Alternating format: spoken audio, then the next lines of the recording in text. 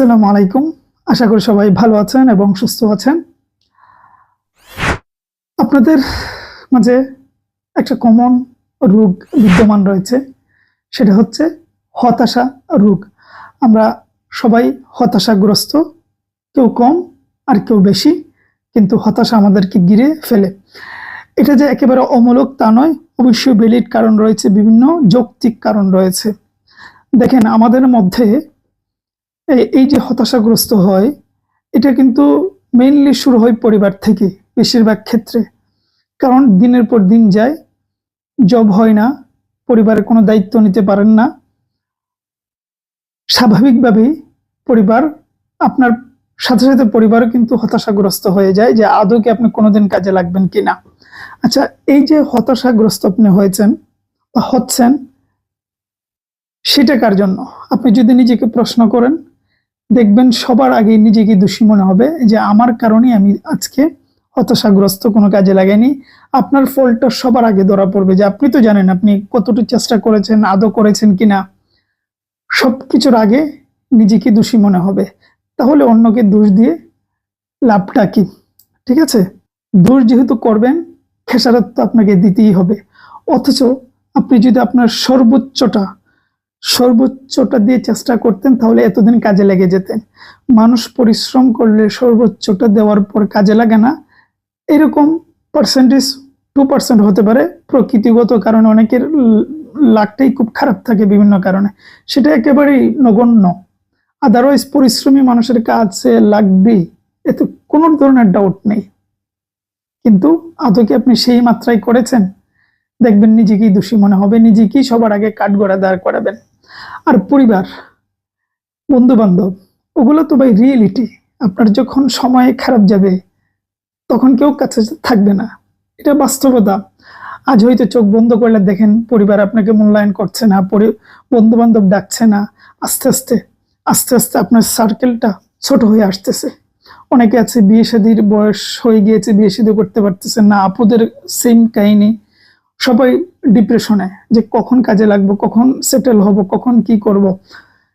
এই যে সামগ্রিক বিষয়, এটার জন্য দায়ী কিন্তু আপনি নিজে। আমি এক কথা বারবার রিপিট করতেছি। আর যেটা বললাম, পরিবার, বন্ধু বান্ধব, ওগুলো সব ফেরত আসবে আপনি যদি কাজে লাগেন। ছোট জব হোক, বড় জব হোক, দেখবেন সবকিছু মুহূর্তেই ম্যাজিকের মতন, মিরাক্কেলের মতন বদলে যাবে। বন্ধু বান্ধব আপনার আইডি কার্ড নিতে চাইবে, অন্যের কাছে বলে বেড়াতে স্বাচ্ছন্দ্য বোধ করবে যে আপনার সাথে তার ভালো রিলেশন। প্রয়োজনে অপ্রয়োজন আপনাকে ফোন দিবে। আপনি বাড়িতে আসবেন, শুনলে সে 3 দিন আগ থেকে আপনার খোঁজ নেবেন, কয়টার সময় আসবে। এগুলো হবে। আপনার ভিজিটিং কার্ড তার কাছে থাকলে তার ভালো লাগবে। এই ফিলগুলো ডেফিনেটলি তৈরি হবে। আর সবার আগে তো খুশি হবে পরিবার। আজকে যে পরিবার আপনাকে একটু অবমূল্যায়ন করছে, এর জন্য তো কারণ আছে, কিন্তু তারপরে এই পরিবারই সব থেকে বেশি খুশি হবে। কিন্তু সবার আগে, যেটা আমি অলরেডি কয়েকবার রিপিট করেছি, সবার আগে নিজেকে প্রশ্ন করুন, আদৌ আপনার ভুল আছে কিনা। অবশ্যই উত্তর পাবেন।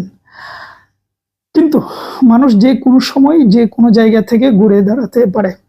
আপনি যা হয়েছে হয়েছে, পাস্ট ইজ পাস্ট। এই নতুন বছরের অলরেডি 5-6 মাস চলে গিয়েছে, আর 5-6 মাস আছে। সামনের অনেকগুলো নিয়োগ আসতেছে, এগুলো নিয়ে ইতিমধ্যে আমরা বিভিন্ন সময় কথা বলছি। এখন থেকে নিজেকে ঘুরে দাঁড় করানোর চেষ্টা করুন। দেখুন, মানুষ যদি চেষ্টা করে, তাহলে বেশি না তো পরিশ্রম সারা জীবন করা লাগে না।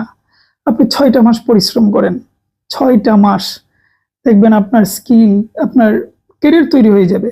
অথচ ওই 6 মাসের ভয়ে আপনি বছরের পর বছর অযত্নে, অবহেলায়, দুর্দিনে কাটাচ্ছেন। এটা তো কিছুই নয়। যখন আপনার এজ চলে যাবে না, যখন আর মিনিমাম সম্ভাবনাও থাকবে না আপনার কাজে লাগার, তখন দেখবেন দুনিয়া কত কঠিন হয়। তখন সবাই বুঝবে যে আপনার তো আর সম্ভাবনা নেই। এখন তো অনেকে মনে করে যে ক্ষীণ সম্ভাবনা হলে আছে। তো সেই ভয়ঙ্কর দিনের মুখোমুখি যাতে না হতে হয়, এই মুহূর্ত থেকে দাঁড়িয়ে যান। সবকিছু বাদ দিয়ে দেন, বন্ধু বান্ধব, আত্মীয় স্বজন, বিয়ে শাদী, সবকিছু একদম সবার থেকে আড়ালে করে 6টা মাস। আগামী বছরের এই জুলাইয়ে দেখবেন আপনার টেবিল আছে, অফিস আছে, এরকম একটা চেয়ারও আছে, এর থেকে ভালো চেয়ার আছে, আপনার একটা আইডেন্টি কার্ড আছে, আইডেন্টি আছে, আপনার আইডি কার্ডও আছে আপনার। দুনিয়া বদলে যাবে, তখন এনজয় করবেন প্রতিটা মুহূর্ত।